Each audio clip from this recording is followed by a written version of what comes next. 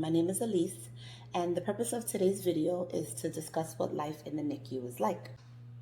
As discussed in previous videos, Samara has been diagnosed with trisomy 13 and A-lobar holoprosencephaly, which are two rare genetic disorders. She is now 4 months old and she remains in the NICU as we continue to work on her discharge plan. So before I get into what it's like being in the NICU, let me show you our room. The room has the regular hospital items like a crib. It has the recliner and the pull-out couch. There is a sink in the room, but no bathroom. There's a refrigerator for breast milk. And then there are the machines. So the machines are, I think, the things that are most intimidating in the NICU. There are a lot of things attached to Samara, and that has taken some time getting used to. She is currently attached to a machine that tracks her oxygen, respiration rate, heart rate, and then she's attached to her feeding pump.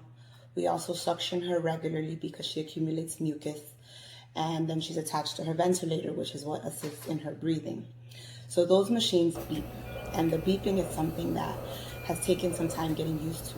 Luckily for me, I did have experience working in a hospital. I was a hospital social worker, and so I was used to a lot of the beeping, but now when the beeping is attached to my child, it has caused tension in me that I didn't even realize.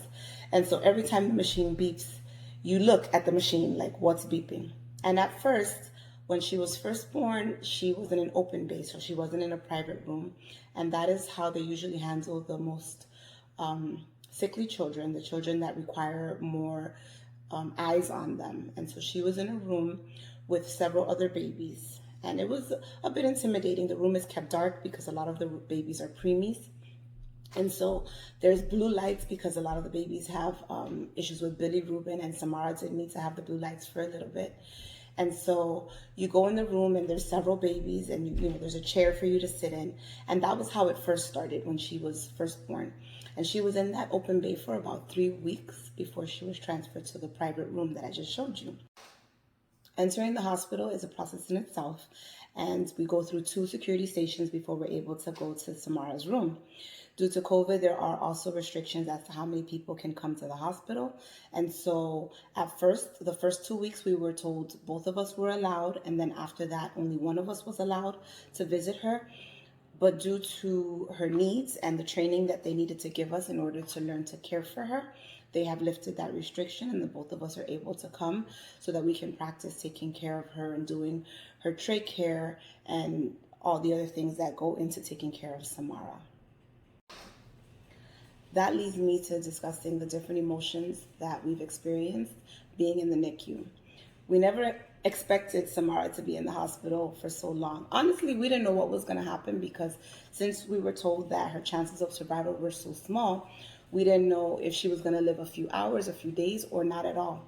And so getting to this point and seeing her in the hospital 4 months is it's bittersweet. It's exciting that she's made it this far, and then it's so emotionally stressful having to go to the hospital every month.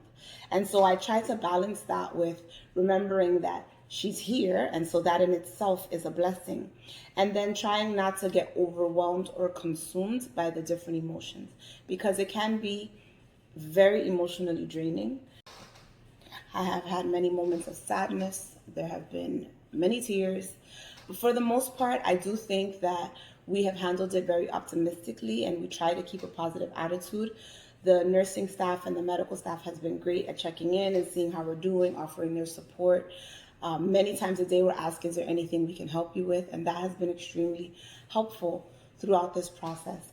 But I would lie if I said that I haven't had ups and downs in my emotions.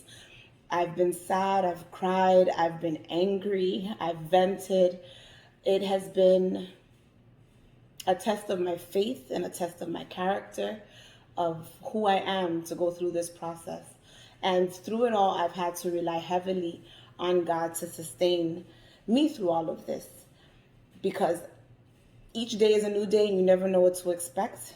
There are days where I have in my mind, I'm going to get there, I'm going to pump, and then I'm going to see the physical therapist or one of the other different specialties for Samara. And then when I come in, something is happening. So, for example, she had the Pseudomonas, and then she's having seizures, and then her machines are beeping all day, which caused me to become very tense. Because honestly, when your child is having a bad day, you tend to have a bad day as well. And that's been my experience. When she's calm and stable, I tend to be calm and stable. And when she's crying or looking not well, it causes me to have different emotions. And so there has been a lot of prayer to help keep me sane throughout this process. And as we prepare for Samar to come home, we remind ourselves of her name. That has really been something that has helped in this process. Remembering that she is protected by God, remembering that He ultimately is in control and He is writing the story of her life. That has helped us as God continues to reveal Himself through her situation. So we ask for continued prayers and we thank you for watching, and ask that you stay tuned for upcoming videos where you'll get to hear more from Sammy and the kids on how they have been feeling throughout this situation and how they've been coping with Samara's birth and her being in the hospital.